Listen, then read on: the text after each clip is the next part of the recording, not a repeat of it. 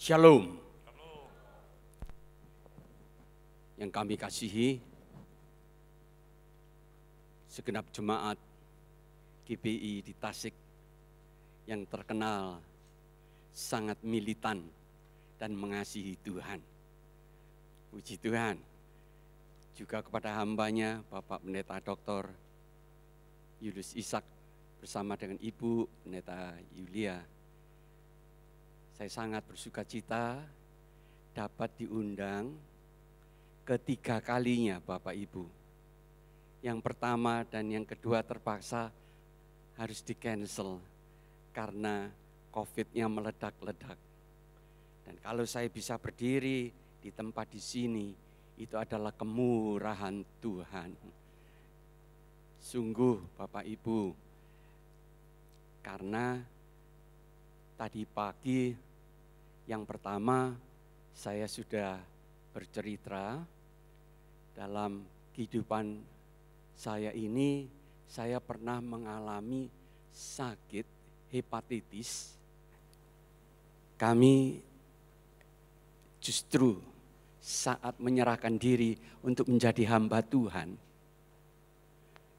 bukan sekolah yang kami dapatkan, tapi penyakit hepatitis yang saat itu ternyata berjangkit lagi sekarang. Padahal saat itu adalah di tahun 1978.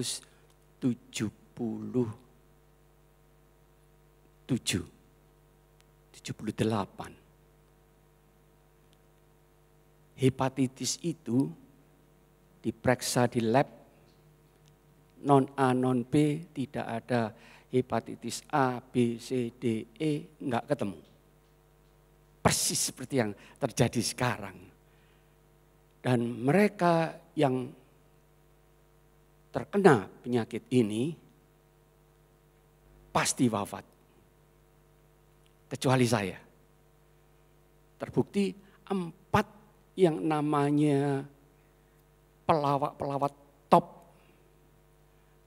Republik Indonesia yang dikenal dengan Bing Slamet habis. Kedua, Benyamin menghilang juga. Ketiga, Basuki yang wes bablas anginnya, bablas sungguh-sungguh Bapak Ibu. Enggak kembali lagi, enggak pamitan lagi. Penyakit ini ternyata sangat amat langka dan ganas. Saya katakan ini karena waktu itu umur saya masih sangat muda. Lulus SMA terkena gestok, harus menerima ijazahnya setahun lagi. Saya enggak sabar, saya sudah kepingin masuk di sekolah teologi. Saya paksakan untuk bisa kejar yang namanya STT Cipanas yang baru saja buka. Jadi kalau saya lulus waktu itu angkatan yang pertama. Nah, saya cerita waktu tadi pagi, jadi saya nggak bisa cerita lagi sekarang. Saya ulangi sedikit, saya sakit itu bukan 1 bulan, 2 bulan, 1-2 tahun. 4 tahun keluar masuk rumah sakit Bapak Ibu. Waktu saya dibawa oleh Prof. Dr. Pendeta Stanley Heath yang adalah pendiri dari STT Tiranus. Saya dibawa turun oleh beliau, ditidurkan di rumahnya, pas kamar yang saya tempati itu menjadi cikal bakal STT Cipanas untuk sekolah mereka belajar, para studennya. Ternyata salah satu studennya adalah putra mahkota dari Bapak Pendeta Julius. Pendeta Anda, Pendeta Rubin Adi. Jadi waktu saya di jamu makan, kemarin dulu malam, kita bernostalgia, enggak pernah ngerti kalau kita ini sama-sama murid dan kesayangan dari Prof. Dr. Stanley Heath yang adalah guru besar atom di ITB Bapak Ibu. Nah, saya tadi mengatakan mujizat kalau saya bisa sekarang berhadapan dengan Bapak Ibu. Karena mestinya saya ini enggak lahir. Lahir saja enggak Bapak Ibu. Di kebaktian kedua saya cerita bagaimana ayah saya yang tadi diceritakan oleh Bapak Pendeta Julius. Itu dia ditangkap Kenpetai Jepang. Kenapa? Karena dia ini akan dijadikan tolk, interpreter, Fan-i, untuk menerjemahkan bahasa Indonesia ke bahasa-bahasa yang dikuasai ayah saya. Hebat tentara Jepang itu intelnya. Dia tahu kalau Boksu Domeneuhan ini selain pendeta, dia mahir berbahasa Chinese, karena orang Chinese. Kedua, berbahasa Belanda, karena sekolah Belanda. Berbahasa Jerman, bahasa Jawa. Fasih ayah saya ini, puji Tuhan. Tapi ayah saya bilang, maaf, saya tidak bersedia. Konsekuensinya, si Kenpetai bukan cuma ditanya begini, dipukulin Bapak Ibu, dihajar habis ayah saya itu. Lalu tetap ayah saya bilang tidak. Dalam hati, aku tidak akan mengkhianati negara NKRI yang kucintai. Dahsyat. Beliau itu nasionalis seperti pendeta Anda Bapak Ibu. Puji Tuhan. Kita beri aplaus untuk Bapak Pendeta Dr. Julius Ishak yang sangat nasionalis dan militan. Puji Tuhan. Kenapa saya ngomong ini? Waktu muda, beliau itu keliling Bapak Ibu. Belum ada motor fit, sepeda ya Pak Pendeta ya. Kalau ayah saya keliling dengan sepeda ban mati untuk mencari jiwa-jiwa. Ban hidup, saya ban dempo Bapak Ibu. Wah, luar biasa perjuangan beliau ini waktu muda. Yang muda-muda di sini nggak boleh kalah dong sama beliau ya Bapak Ibu. Puji Tuhan. Boleh saya tahu di sini pasangan yang suami istri ada berapa ya? Tolong angkat tangan. Yang hadir, pasangan suami istri. Oh, ada 10 orang? Ada ya? Puji Tuhan. Iya, di sini sekarang ada 10 ya. Nah, nanti kita peragakan ada satu lagu. Ternyata lebih dari 10 pasangannya Pak Pendeta Wahyudi. Nanti kita peragakan satu lagu harus dipraktekkan supaya tidak lupa bahwa lagu itu adalah lagu yang sangat indah. Bapak Ibu, nanti yang namanya Pak Margatan harus ikut juga ya dengan istri ya. Puji Tuhan. Nah, saya teruskan Bapak Ibu. Gereja ini adalah tempat di mana anak-anak Tuhan kumpul bersekutu, bukan bermusuhan. Ini adalah tempat untuk menjalin persahabatan Bapak Ibu. Setuju ya Bapak Ibu ya? Kedua, gereja ini adalah bengkel. Tempatnya orang-orang berdosa, orang bilang itu orang yang gak benar. Itu harus dibawa ke gereja bengkel ini. Karena apa? Tuhan Yesus adalah kepala bengkelnya Bapak Ibu. Yang akan memakai hamba-hamba Tuhan untuk menaburkan firman. Supaya orang-orang yang tidak beres hidupnya dibereskan. Yang gak benar dibenarkan. Jadi tempat ini adalah tempat untuk pemberesan. Tempat untuk pemulihan. Keliru kalau gereja itu hanya untuk orang-orang suci. Ya, setelah dicuci dengan darah Kristus akan menjadi orang-orang kudusnya Tuhan. Haleluya. Jadi harus ada satu fenomena, masa proses perubahan. Juga tempat ini adalah tempat rumah sakit. Orang-orang yang sakit hati, pikirannya sakit, perasaannya sakit, kantongnya sakit. Hubungan suami istri sakit, dengan mertua sakit. Itu harus ada pemulihan, pemberesan di gereja Tuhan. Setuju ya Bapak Ibu? Nah, untuk itu nanti setelah saya bersaksi, saya ingin ngajak Bapak Ibu yang pasangan suami istri untuk menyanyikan lagu yang kita kenal tapi dipraktekkan supaya betul-betul diingat Bapak Ibu. Nah, saya akan teruskan. Ketika ayah saya ditangkap Jepang, singkat ceritanya itu bagaimana saya bisa lahir? Di kebaktian kedua, jadi tolong nanti Bapak Ibu bisa minta rekamannya, bisa ya Pendeta Wahyudi ya, jemaat Tuhan untuk minta rekamannya dan tolong Anda bisa putar itu. Karena ini sesuatu yang langka Bapak Ibu.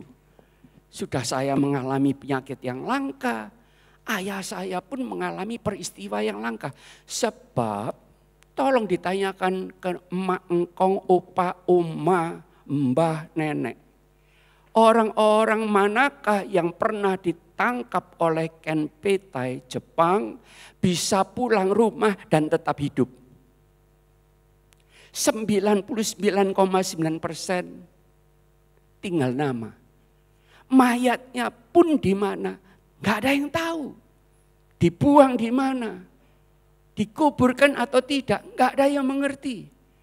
Dan famili saya ada 2 om yang juga ditangkap oleh Kenpetai Jepang. Tinggal nama Bapak Ibu. Nah pada waktu ayah saya ditangkap oleh Kenpetai Jepang, dikalungi yang namanya bukan kalung emas, perak, tapi dulang papan yang berlubang tengahnya, ada di sini kuncinya, gemboknya itu. Lalu digembok. Dan ayah saya bukan cuma biasa-biasa lalu diajak bicara, tidak. Dicambui Bapak Ibu. Mama saya cerita, Samuel kamu kalau lihat papamu pada waktu itu pulang untuk berpamitan sama mama. Mama gak tega, mukanya itu lembam, bekas dipukuli, mukanya itu bengkak-bengkak. Itu punggungnya dihajar, dicambuk, ditendangi, dipukuli dengan apa? Dengan tongkat. Papamu jalan dengan bertati-tati, tapi masih hidup. Dan aneh, ketika dia berlutut, karena Kenpetai Jepangnya bilang, doa, panggil Tuhanmu. Yesus orang Belanda itu. Dipikir sama Jepang, Tuhan Yesus itu orang Belanda Bapak Ibu. Ayah saya berlutut. Di sini masih ada yang namanya dulang. Dan dulang itu bekas kepala orang gak tahu siapa yang sudah putus. Darahnya masih melekat di dulang itu Bapak Ibu. Baunya amis anyir, bukan main. Nah ketika ayah saya berlutut seperti ini, lalu dia berdoa karena disuruh berdoa. Tuhan Yesus, aku ikut Engkau dari aku masih kecil. Nyatakan kasih dan kuasa-Mu bahwa Engkau lebih hebat. Engkau hidup dan lebih berkuasa dari Algojo Jepang ini. Kalau Engkau berkenan, lepaskan aku dari cengkeraman si Algojo Jepang ini. Tahu-tahu ayah saya mendengar hai, teriak. Ayah saya buka mata. Ternyata masih ada hidup ini. Masih ada di bumi ini. Siapa yang teriak-teriak ini? Ketika dia lihat ke atas, Ternyata itu algojo yang tangan spirnya seperti goleng-goleng kecil, kata ayah saya. Itu samurai sudah diangkat naik ke atas. Dia teriak-teriak untuk menurunkan yang namanya samurai itu. Gak bisa Bapak Ibu. Kenapa? Karena ternyata ada tangan yang berlubang yang menahan samurai dan tangannya si algojo ini. Oh, mati-matian dia. Karena apa? Kalau dia tidak berhasil membunuh ayah saya, dialah yang harus dibunuh. Itu peraturannya. Oke. Tuhan. Nah, Bapak Ibu, kuasa Tuhan yang saya ceritakan ini khusus untuk anak-anak Tuhan.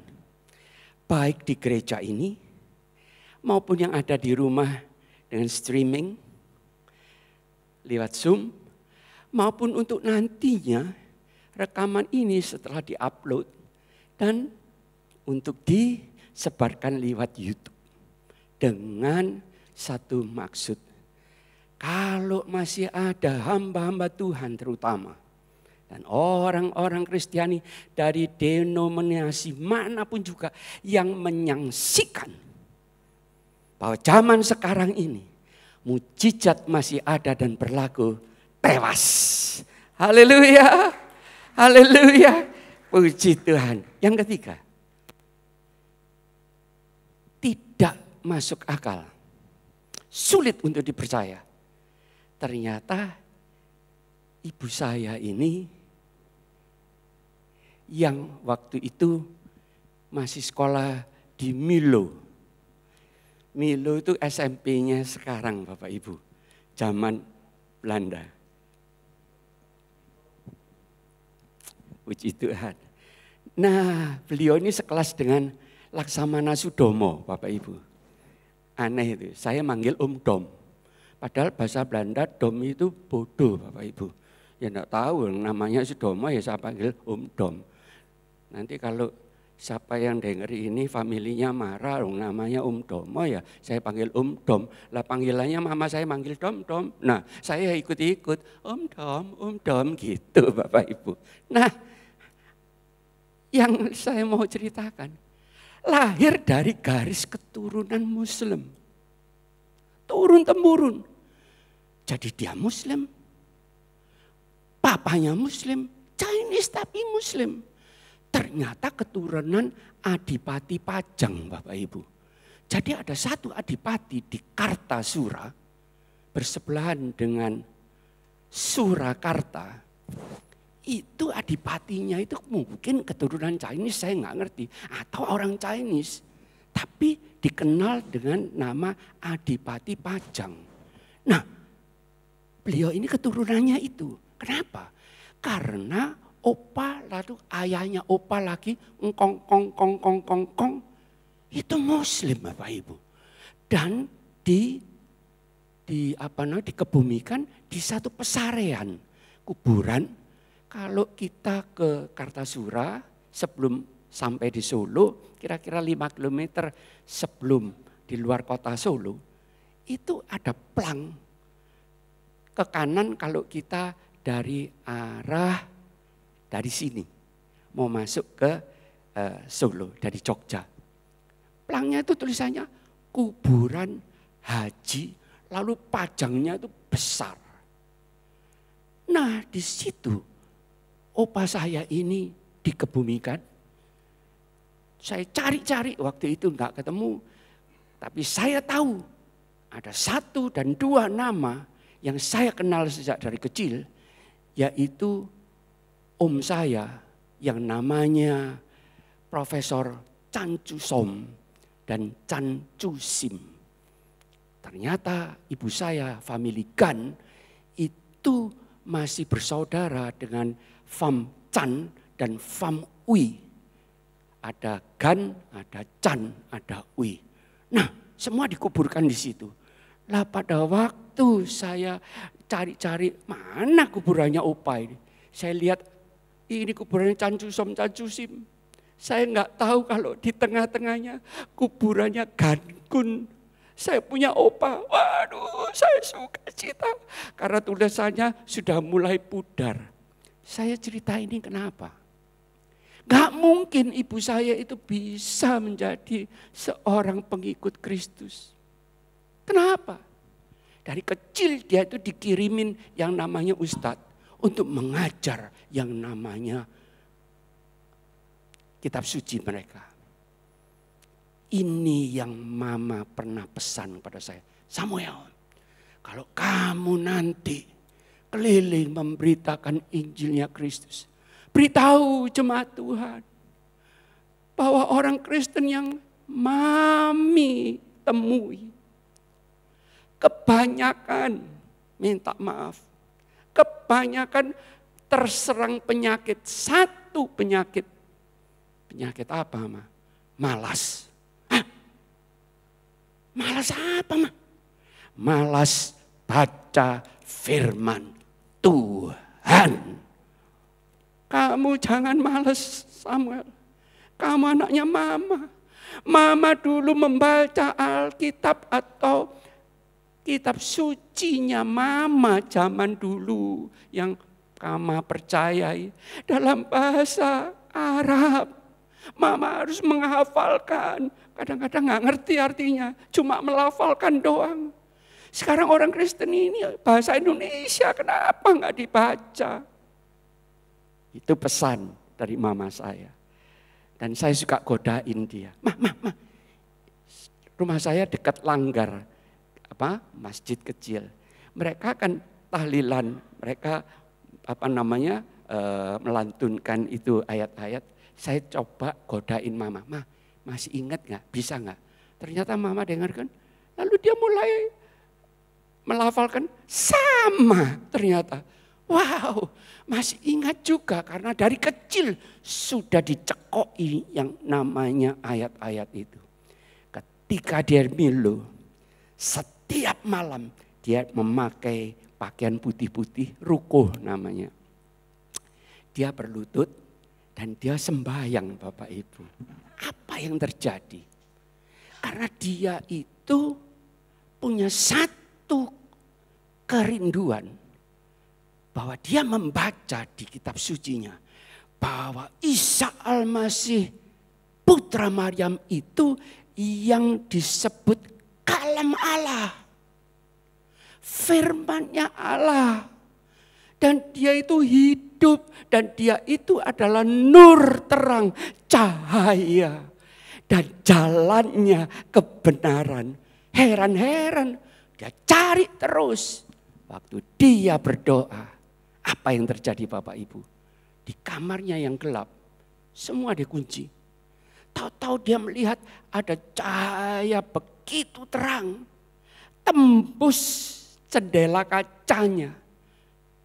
Dan dia nggak bisa melihat karena begitu mendekat kamar itu menjadi terang benderang seperti ini Bapak Ibu. Bahkan lebih terang lagi karena mama bilang terangnya seperti cahaya matahari. Aku nggak tahan.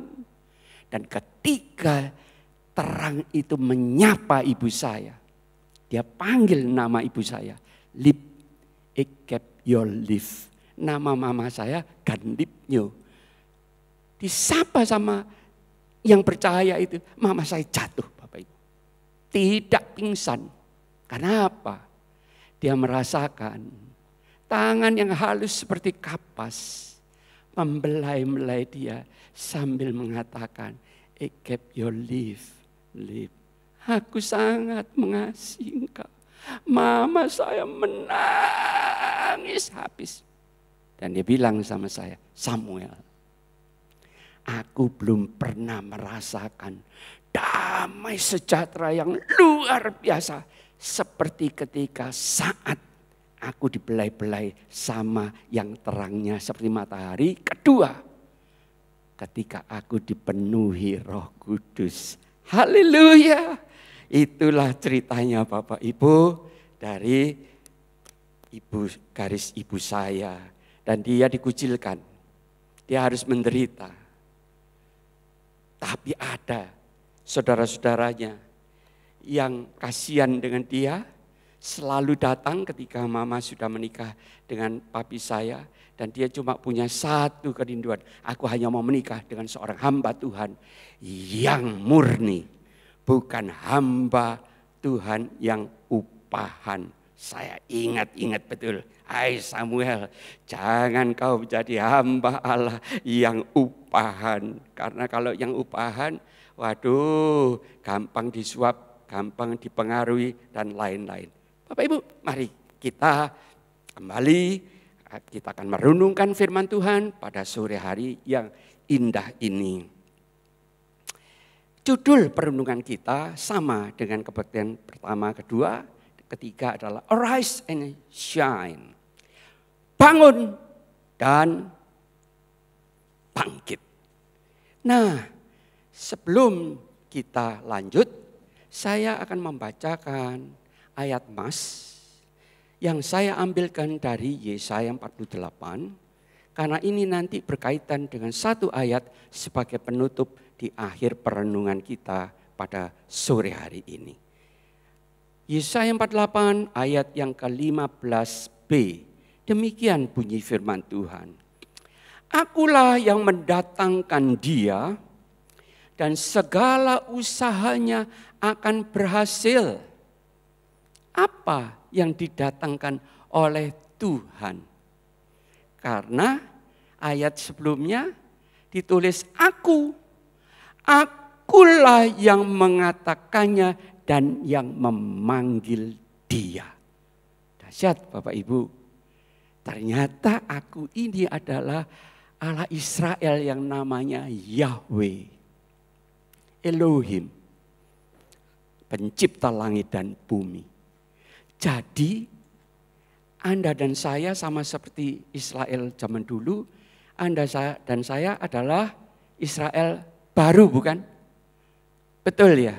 Pak Marga ya, padahal namanya bukan nama Israel ya, namanya Margatan ya. Oh, lain lagi ceritanya, puji Tuhan. Tapi terhisap menjadi Israel baru dan ayat-ayat ini berlaku untuk Anda dan saya. Syaratnya kalau Anda berusaha dan ingin berhasil, 1 ayat 16, mendekatlah kepadaku. Kalau kita diberkati sama Tuhan secara materi, tapi kita tidak mau dekat Tuhan, habis Bapak Ibu. Berkat bisa berubah menjadi kutuk. Ada banyak hamba-hamba Tuhan, ada banyak anak-anak Tuhan yang justru ketika susah dia dekat dengan Tuhan, tapi kenapa setelah dia diberkati Tuhan limpah setelah disembuhkan, malah dia jauh dari Tuhan. Nah itu kan kelirumologi Bapak Ibu. Nah, jadi syarat pertama harus mendekat. Kedua, dengarlah. Karena manusia itu sulit untuk mendengar. Apa? Mendengar apa? Ini yang harus didengar. Dari dahulu tidak pernah aku berkata dengan sembunyi. Dan pada waktu hal itu terjadi, aku ada di situ. Hal apa yang terjadi? Ancaman, hambatan, tantangan, rintangan, gangguan. Semua persoalan hidup yang muncul termasuk COVID. Tapi Tuhan berjanji, jangan khawatir. Aku ada bersama dengan engkau, Immanuel. Amin saudaraku. Ini artinya firman Tuhan ini. Lalu ayat yang ke-17, beginilah firman Tuhan penebusmu. Yang Maha Kudus Allah Israel. Akulah Tuhan huruf besar. Yahweh Allahmu yang mengajar engkau tentang apa yang memberi faedah. Puji Tuhan. Yang menuntun engkau di jalan yang harus kau tempuh. Jadi kalau kita orang-orang Kristen malas tidak mau membaca firman Tuhan, kita tidak akan tahu isi hati dan pola pikirnya Tuhan. The mindset of the majesty. Gak akan bisa tahu. Gak ketemu Bapak Ibu. Maaf. Saya sebagai anak hamba Tuhan, saya harus bersaksi. Kalau saya tidak berjumpa dengan Kristus secara pribadi, kapan? Justru saat saya sakit, keluar masuk rumah sakit. Di situ saya belajar untuk mendekat kepada Tuhan. Haleluya. Susah loh. Ngomong gampang Bapak Ibu. Sakitnya bukan sakit biasa. Sakit liver cirrhosis itu seperti perut Anda itu diiris-iris dengan silet. Jadi kalau saya mau napas di rumah sakit, saya harus pelan-pelan miringnya. Kalau enggak, silet itu datang lalu sering, waduh sakitnya setengah mati, langsung berkeringat berpeluh. Menderita Bapak Ibu. Kenapa saya harus menderita? Karena saya ini anak pendeta, tapi tukang berkelahi Bapak Ibu. Kenapa kok berkelahi? Karena rumah saya dekat dengan perkampungan.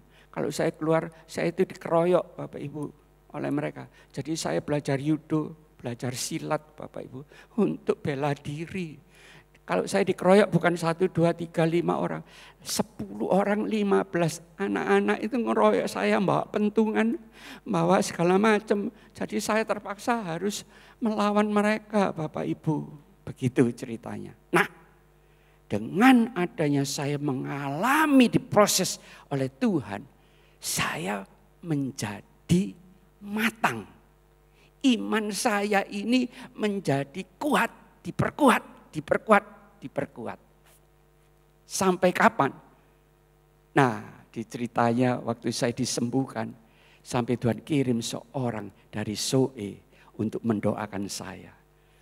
Bagaimana ceritanya? Nanti bisa didapatkan rekamannya. Saya teruskan di sini. 18. Sekiranya engkau memperhatikan perintah-perintahku, maka damai sejahteramu akan seperti sungai yang tidak pernah kering. Haleluya. Yang dicari oleh anak-anak Tuhan, damai sejahtera bukan? Betul ya? Pasangan suami istri ada damai sejahtera enggak? Atau ada peperangan? Enggak ada ya? Damai sejahtera. Dan kebahagiaanmu akan terus berlimpah seperti gelombang-gelombang laut yang tidak pernah berhenti. Kalau Anda dan saya bukan cuma pasangan suami istri, tapi keturunan turun-temurun seperti yang dialami dan dilakukan oleh pasangan Pak Sutri, pendeta Anda, pendeta Dr. Julius bersama dengan Ibu Yulia.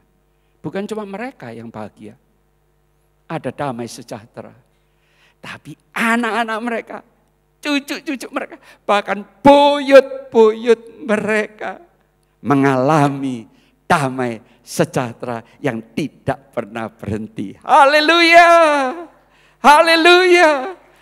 Untuk itu Tuhan kirim saya ke sini supaya Anda itu apa? Apa kaitannya dengan bangun, bangkit? Karena ternyata banyak anak-anak Tuhan yang tidur. Mari kita baca Efesus 5. Kita tengok sebentar. Efesus 5. Ayat yang ke-8. Efesus 5 ayat yang ke-8. Kita baca bersama-sama. 1, 2, 3. Memang dahulu kamu, stop. Tolong bacanya begini Bapak Ibu. Memang dahulu kamu Samuel, tapi jangan ngomong Samuel semua. Nanti Samuel tok yang masuk surga. Namanya masing-masing ya. Oke? Boleh ya? Oke, 1, 2, 3. Memang dahulu kamu Samuel. Stop. Kok enggak ada namanya ini? Kok gitu. Ayo yang jelas namanya yang di belakang. Tolong yang keras. 1, 2, 3. Memang dahulu kamu Samuel adalah kegelapan. Tetapi sekarang kamu adalah terang di dalam Tuhan. Sebab itu hiduplah sebagai anak-anak terang. Nah, ini maksudnya. Supaya Anda dan saya itu hidup sebagai anak-anak terang.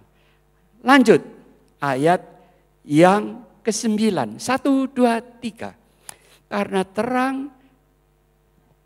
terang hanya berbuahkan kebaikan dan keadilan dan kebenaran. Jadi ada 3 buah terang yang kalau Anda mau menurut firman Tuhan, karena Tuhan adalah terang dunia. Dia bilang kan di kitab Yohanes, aku ini terang dunia. Lah kamu yang ikut aku harus menjadi terang dunia. Ini artinya terang dunia. 1, berbuahkan buah terang. Banyak orang salah paham. Loh itu kan buah roh Pak Samuel. Oh iya, buah roh adalah damai, sejahtera, sukacita, lalu pemurah, ya sabar. Itu oke. Tapi kenapa orang-orang yang berkarunia roh, kok masih orangnya tidak baik? Kok masih orangnya egois? Di mana salahnya? Karena apa? Dia belum mengalami menjadi terangnya Tuhan. Anda dan saya tidak bisa terang. Terang itu tidak bisa berasal dari kita. Terang itu adalah terangnya dari Tuhan. Nanti saya akan buktikan. Kita baca dulu ayat yang ke-9 1 kali lagi. 1, 2, 3. Karena terang hanya berbuahkan 1, kebaikan. 2, keadilan. 3, kebenaran. Orang-orang yang mengaku dirinya dipenuhi Roh Kudus, lalu punya karunia-karunia roh, apapun itu namanya, termasuk ngusir setan, berbahasa roh, karunia iman, dan lain sebagainya. Tetapi orangnya tidak mempunyai karakter dan pribadi, 1, baik, 2, adil, dan 3, benar. Minggir. Karena ini buah. Kapan Anda dan saya berbuah? Ketika Tuhan Yesus ada dan memerintah, merajai hati Anda dan hati saya. Haleluya. Ini yang namanya dipenuhi Roh Kudus. Roh Kudus harus ada di dalam hati kita. Dan dia itu berbuah. Karena apa? Yang punya terang itu adalah Sang Maha Terang. Pohon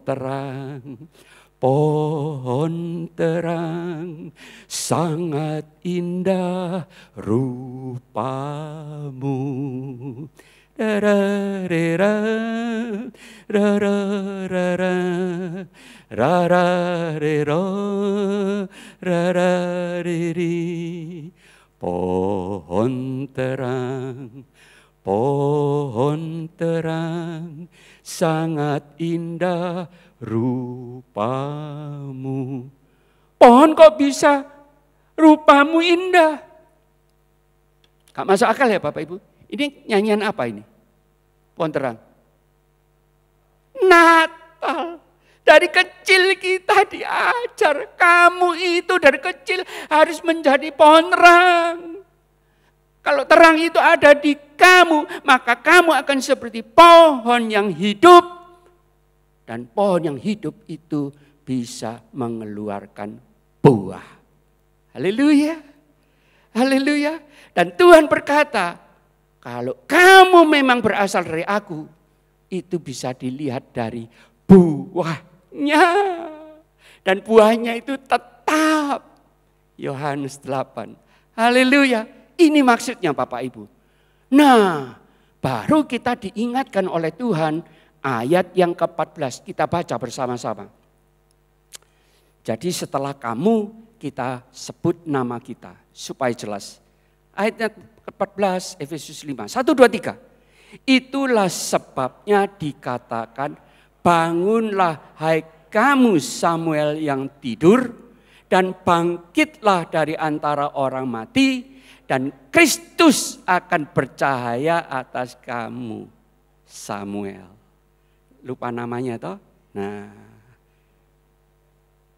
ini baru kita, Anda dan saya bisa bercahaya. Kalau sinarnya Kristus itu bercahaya menyinari kita. Makanya kalau Pak Pendeta memberkati kita dari bilangan 6:26, Tuhan Allah menyinari engkau. Dengan apa? dengan wajahnya. Haleluya. Wajahnya Tuhan itu terang. Gak bisa dilihat kayak Musa. Gak bisa lihat. Paulus gak bisa saat dia namanya Saulus. Buta malah matanya. Dan Anda dan saya bisa melihat kebenaran firman Tuhan ini. Kalau Anda itu ditempati oleh Roh Kudus. Otomatis orang yang tidur. Kapan orang Kristen itu tidur? Ketika dia melihat orang-orang di sekitarnya lapar. Tidak mempunyai pakaian. Tidak berdaya. Sakit, perlu obat. Dia tetap tangannya begini. Mana ada urus, itu kan urusannya pemerintah, bukan urusan gua. Gak bisa Bapak Ibu. Murid-murid Tuhan Yesus ketika Tuhan Yesus berkhotbah, dia melihat orang-orang sudah waktunya makan, dia panggil murid-muridnya dan dia bilang, beri mereka makan. Murid-muridnya protes, Tuhan ini sudah sore, sudah malam, beli di mana roti? Uangnya mana cukup, ini 5.000. Tuhan bilang apa? Beri mereka makan. Haleluya. Haleluya. Saya yakin pendeta Anda yang Tuhan kirim dan persiapkan puluhan tahun yang lalu diutus ke Tasikmalaya untuk menjadi berkat buat Anda semua di gereja di sini. Dan semestinya seyogyanya seluruh penduduk Tasik ini bersyukur dan berterima kasih untuk hamba Tuhan yang seperti ini yang dikirim, bukan yang lain.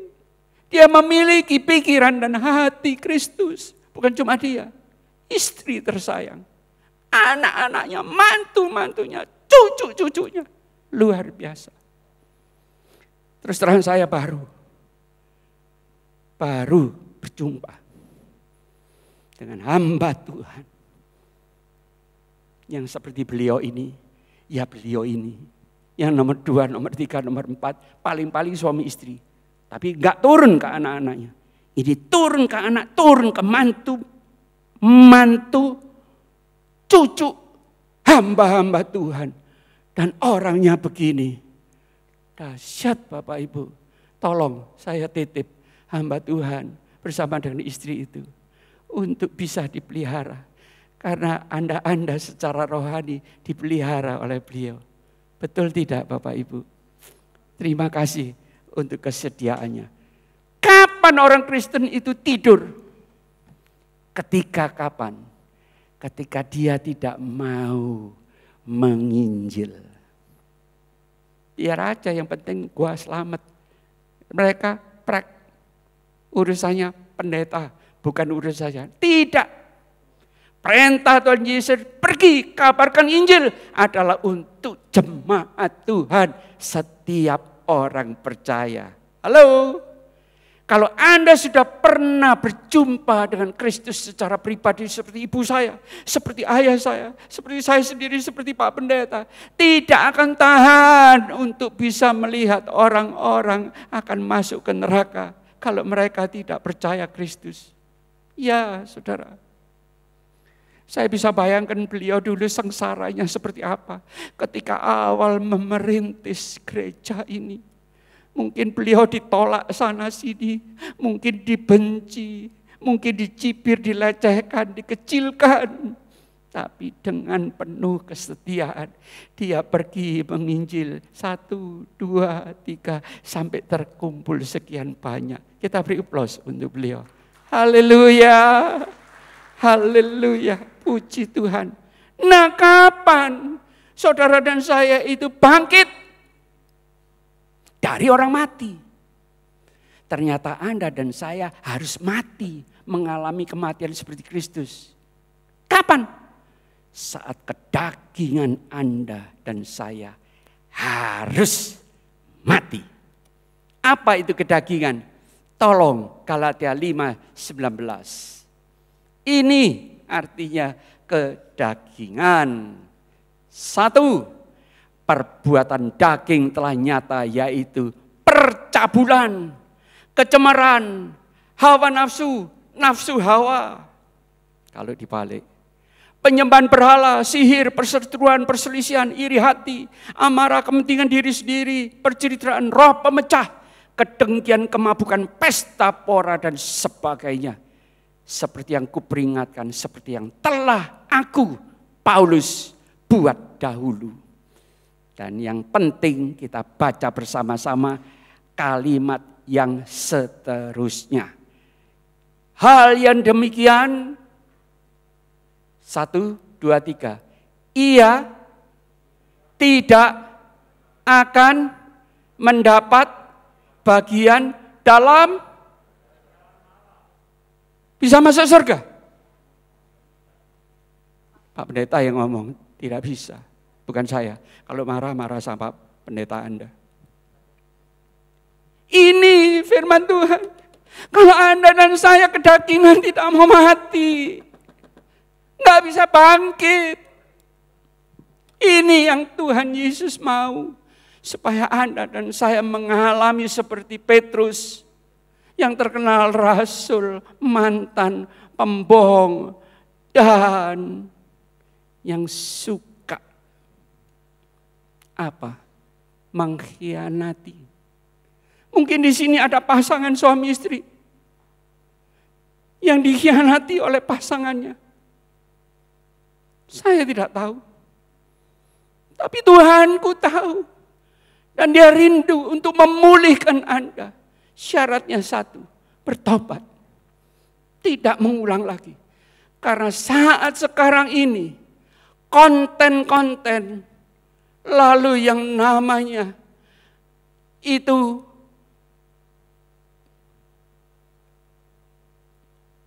kalau itu ada di Zoom, kalau itu ada di YouTube, itu yang namanya percabulan bermunculan seluruh dunia.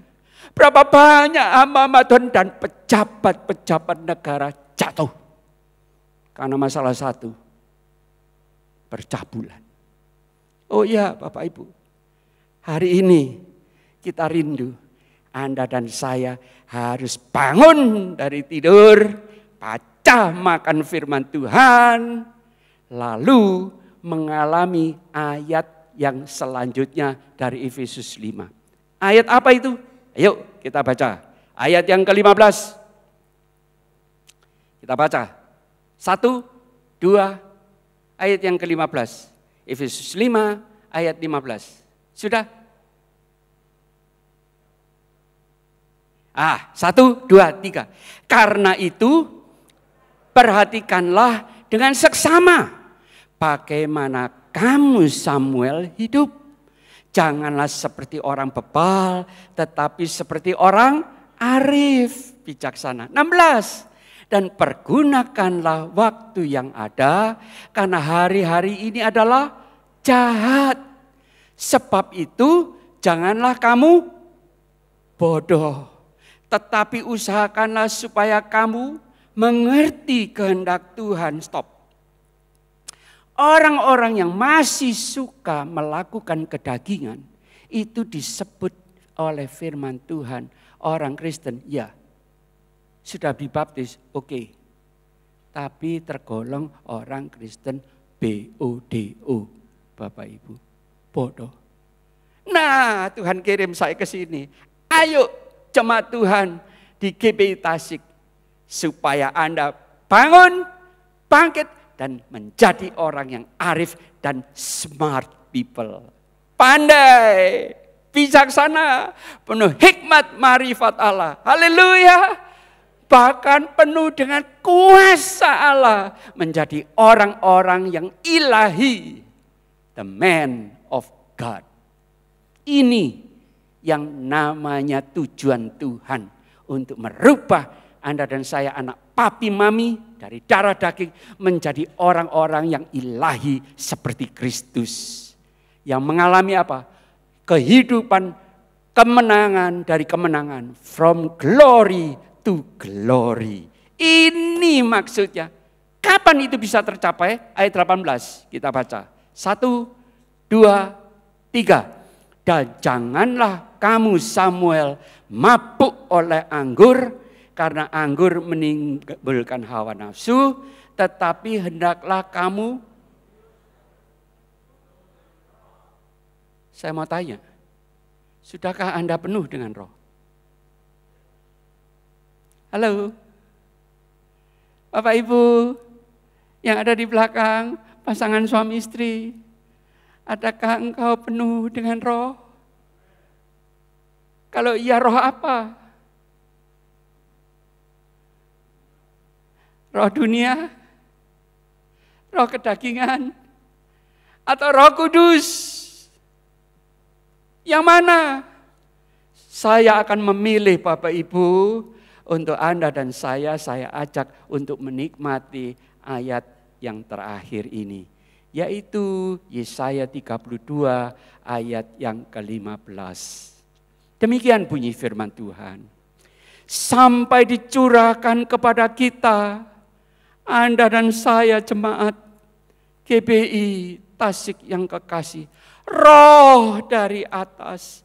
Maka padang gurun, kehidupan Anda yang panas seperti padang gurun akan berubah menjadi kebun buah-buahan.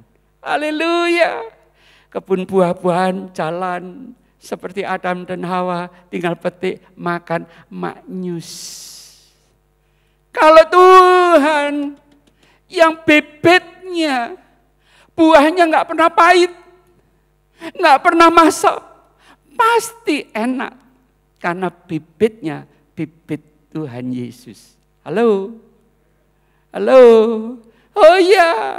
Lalu dan kebun buah-buahan itu akan dianggap hutan.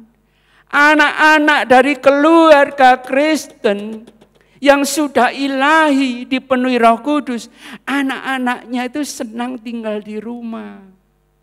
Tapi kalau papa mamanya tidak dipenuhi Roh Kudus, dipenuhi dengan hal-hal yang lain dan duniawi, ada peperangan hanya karena masalah kecil, cekcok. Cek-cok, enggak karu-karuan. Anak-anak itu enggak kerasan di rumah, Bapak Ibu. Betul Bapak Ibu? Betul ya?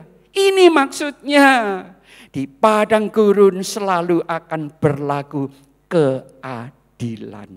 Haleluya. Di padang gurun kok bisa ada keadilan? Oh ya. Ada. Kenapa? Karena di kebun buah-buahan akan tetap ada kebenaran. Jadi kalau kita ini memilih hidup pasangan suami istri panas,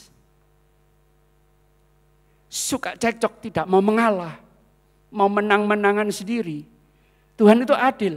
Anak-anaknya nggak mau dekat dengan orang tuanya. Jangan salahkan anak-anak. Berlaku hukum keadilan. Ayat 17 kita baca bersama-sama. Yuk, 1, 2, 3. Di mana ada kebenaran, di situ akan tumbuh damai sejahtera. Dan akibat kebenaran ialah ketenangan dan ketentraman untuk selama-lamanya. Hanya apabila Anda dan saya mengalami ayat ini juga ditulis di 2 Korintus 3 ayat yang ke-17.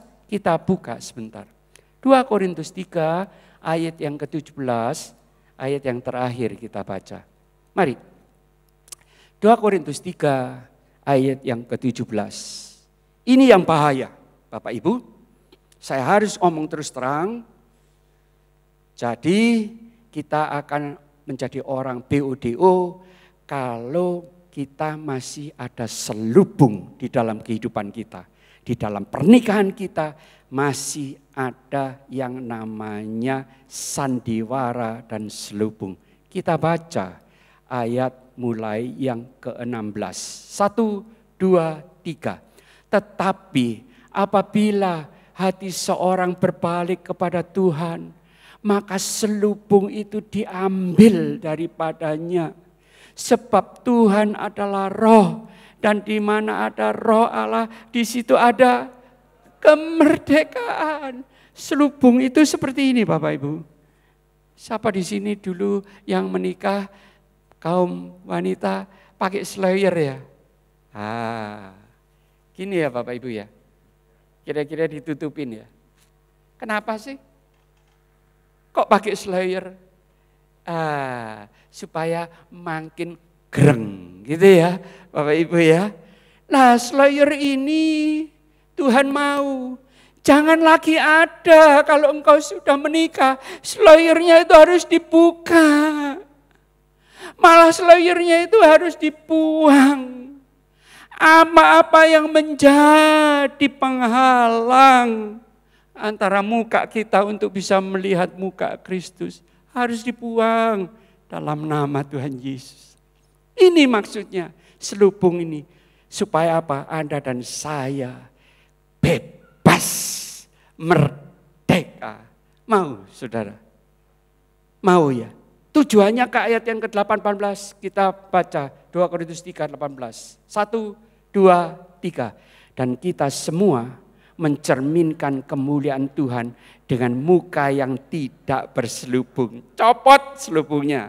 Terus, dan karena kemuliaan itu datangnya dari Tuhan yang adalah Roh, maka kita diubah menjadi serupa dengan gambarnya dalam kemuliaan yang semakin. Loh kok Alkitab saya dalam kemarahan yang semakin besar? Loh kok dalam kepura-puraan yang semakin besar? Salah ya? Yang betul? Kemuliaan. Katakan itu nanti kepada pasangan Anda di rumah. Kemuliaan Tuhan bertambah lama, bertambah besar di dalam mukamu, hidupmu, hatimu. Haleluya. Katakan itu juga kepada pasangan suami Anda. Kemuliaan Tuhan, the glory of the Lord, semakin besar, greater and greater, from glory to glory. Amin saudaraku. Amin. Bapak Ibu, saya ingin mempraktekkan akan yang namanya firman Tuhan ini. Boleh saya minta pasangan suami istri untuk walaupun ada COVID, tapi karena pasangan suami istri ya, kita melantunkan lagu ini. Terima kasih Pak. Tolong bisa berdiri pasangan suami istri.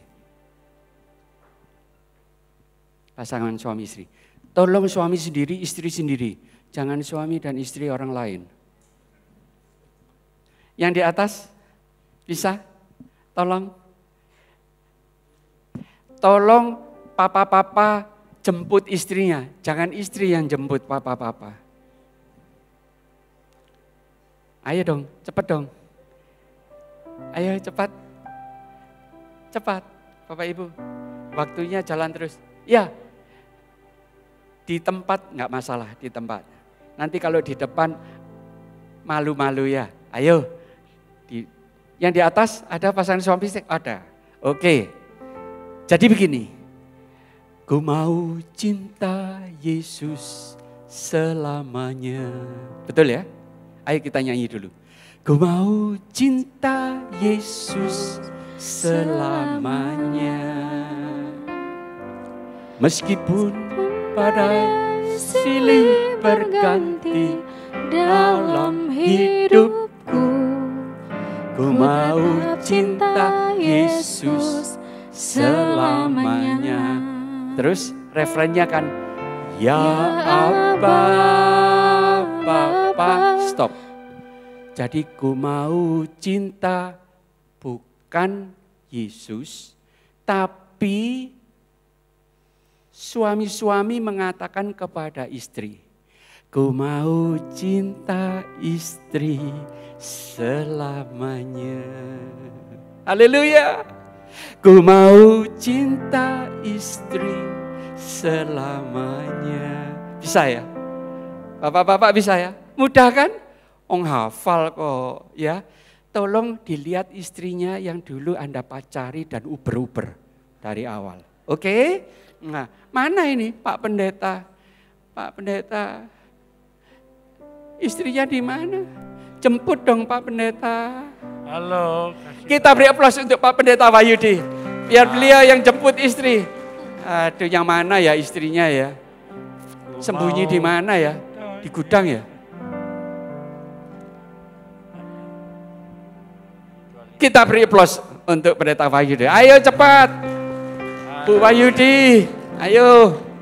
Nah, tolong bisa ke depan. Nah, tolong bisa ke depan. Tolong bisa ke depan. Wah, kita beri aplaus. Haleluya. Puji Tuhan. Ada pasangan lain yang mau menemani beliau? Pasangan Pak Sutri yang mau menemani beliau ke depan kalau gitu. Yuk ke depan, pasangan suami istri. Ayo ke depan. Ada lagi? Loh, nggak mau ke depan. Pasangan yang mau ke Ya. depan. Ayo pasangan suami istri ke depan. Nggak masalah. Ayo kita bersuka cita bersama Tuhan. Malu ya? Malu. Oke, nggak apa-apa di tempat. Oke. Pak Pendeta Wahyudi bersama istri di situ ya. Oke. Lihat istrimu masing-masing, lihat suamimu masing-masing, tapi saat refren, ya apa Bapak, ganti. Bukan suami yang melantunkan, tapi istri. Istri kepada suami. Oh sorry. Yang pertama istri-istri kepada suami. Jadi, ku mau cinta suami selamanya. Jadi ibu-ibu dulu ya. Lady first ya. Ku mau cinta suami selamanya. Terus sampai refren ya. Ketika refren suami-suami. Ya istri.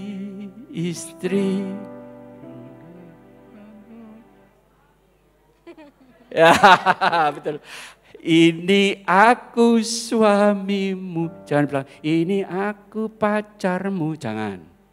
Ini aku suamimu. Ayo kita nyanyikan pelan-pelan. Ya 1, 2, 3. Istri-istri dulu. Lihat suamimu. Jangan lihat saya. Lihat pasanganmu. Jangan lihat istri orang lain, suami orang lain. Ayo dong yang di sana. Oke? 1. Yang di atas. Wah, itu betul itu. Pegang Bu. Ya. Kalau perlu cekek Bu. Oke ya. Haleluya. 1. Yang di sana kok malu-malu sih? 1, 2, 3. Ayo, ku mau cinta. Oh, biasanya ku mau benci itu apa? Aduh. Ayo, ku mau cinta suami. 1, 2, 3. Ku mau cinta suami selamanya. Istri-istri ayo nyanyi, jangan diam. Ku mau cinta suami selamanya. Meskipun badai silih berganti dalam hidupku, ku tetap cinta suami selamanya. Puji Tuhan. Sekarang suami-suami. Ya istri, ini aku istrimu. Layakkanlah seluruh hidupku. Istri-istri kok lihat saya loh. Lihat suamimu. Ini aku pakailah sesuai dengan rencanamu. Ayo satu kali lagi dari depan.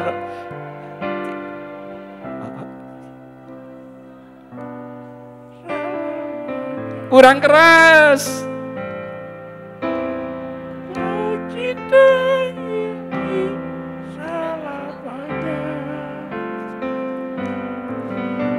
Meskipun badai silih berganti dalam hidupku, ku tetap cinta selamanya. Ayo suami-suami, lihat istrimu. Ya istri, ini aku istrimu. Layakkanlah seluruh hidup. hidupku. Ya istri, istri, inilah suamimu, pakailah sesuai dengan rencanamu. Puji Tuhan. Kita beri aplaus kepada pasangan suami istri ini. Di rumah dipraktekkan ya Bapak Ibu. Puji Tuhan. Ada firman Tuhan, silakan duduk Bapak Ibu. Amin. Ada firman Tuhan yang mengatakan di dalam kitab Yohanes 14 ayat yang ke-21. Demikian bunyi firman Tuhan. Barang siapa memegang perintahku dan melakukannya, dialah orang yang mengasihi aku, kata Tuhan Yesus. Dan barang siapa mengasihi aku, Yesus, ia akan dikasihi oleh Bapakku. Dan aku pun akan mengasihi dia. Dan akan menyatakan diriku kepadanya. Dahsyat Bapak Ibu ayat ini. I will reveal myself. Aku akan datang kepada orang-orang yang mengasihi aku. Bukan cuma sekali. Ayat yang ke-23. Diulangi oleh Tuhan Yesus. Jawab Yesus. Jika seorang mengasihi aku, ia akan menuruti firman-Ku dan Bapakku akan mengasihi dia. Dan kami, Bapa, Allah Anak Yesus Kristus, Allah Roh Kudus akan datang kepadanya dan diam bersama-sama dengan dia. Haleluya, haleluya. Kita tundukkan kepala. Kita introspeksi diri kita masing-masing. Ya Tuhan Yesus, hamba-Mu sudah selesai untuk memberitakan kebenaran firman-Mu kepada jemaat terkasih di GPI Tasikmalaya ini ya Tuhan, yang Kau sangat kasihi dan perhatikan. Buktinya Engkau mengirim puluhan tahun yang lalu hamba-Mu Pendeta Dr. Julius Ishak dan istri dalam keadaan ditolak, dalam keadaan dikecilkan, tetap dia dengan setia mencari domba-domba Tuhan di Tasikmalaya ini. Terima kasih Tuhan Yesus. Saudaraku, mari kita renungkan firman Tuhan. Adakah di antara saudara yang tidak memperhatikan bagaimana kita harus hidup sembarangan? Stop dalam nama Tuhan Yesus. Mulai sore dan malam hari ini, persembahkan tubuhmu untuk menjadi kurban yang harum, yang berkenan kepada Tuhan, yang kudus. Karena surga adalah tempat Allah Bapa, Putra, dan Roh Kudus. Dan tidak ada tempat bagi manusia yang tidak mau hidup kudus. Tuhan Yesus, Engkau mengenal akan domba-domba-Mu. Hamba-Mu tidak mengenal mereka, tapi Engkau sangat mengenal dan memperhatikan mereka. Makasih Tuhan Yesus. Saudaraku yang terkasih, saya sambut Anda semua untuk bangkit berdiri. Tuhan Yesus, Tuhan Yesus, biarlah Engkau sendiri yang datang untuk melawat anak-anak-Mu. Karena janji-Mu pada orang-orang yang mengasihi Engkau, Bapa, Anak, dan Roh Kudus akan datang untuk muncul di kehidupan mereka. Muncullah pada sore hari ini. Jamah anak-anak-Mu, penuhi mereka dengan Roh-Mu yang kudus. Karena hanya dengan Roh-Mu akan ada kebenaran, akan ada damai sejahtera, akan ada ya Tuhan ketenteraman, ketenangan sampai selama-lamanya. Jamah anak-anak-Mu, urapi anak-anak-Mu. Bukalah hatimu, saudara-saudaraku. Buka hatimu.